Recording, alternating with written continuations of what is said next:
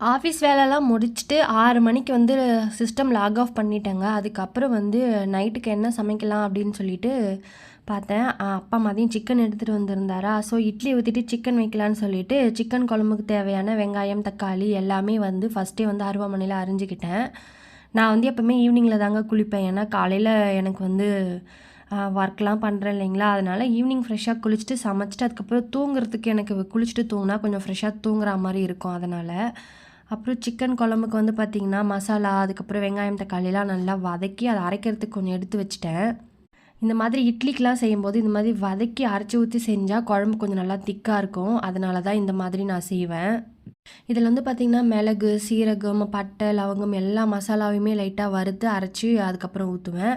நம்ம வீட்டில் வந்து தாளிக்கிறதுக்கு இப்போ வந்து கடலை எண்ணெய் தான் ஆடிட்டு வந்தாங்க. ஸோ எண்ணெய் தீர்ந்துருச்சுன்னு எண்ணெய் பாத்திரத்தில் கொஞ்சம் எண்ணெய் ஊற்றினேன்.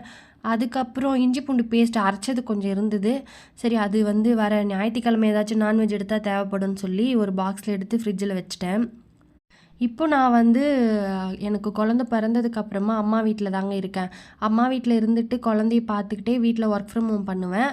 இந்த மாதிரி அம்மாவுக்கு சின்ன சின்னதாக ஒரு சமைக்கிற வேலை, அந்த மாதிரி குட்டி குட்டி வேலைகள் வந்து ஹெல்ப் பண்ணுவேன். என்னால் அவ்வளோதான் பண்ண முடியும். எனக்கு வந்து குழந்த பிறந்தது வந்து சிசேரியனில் தான் பிறந்தது.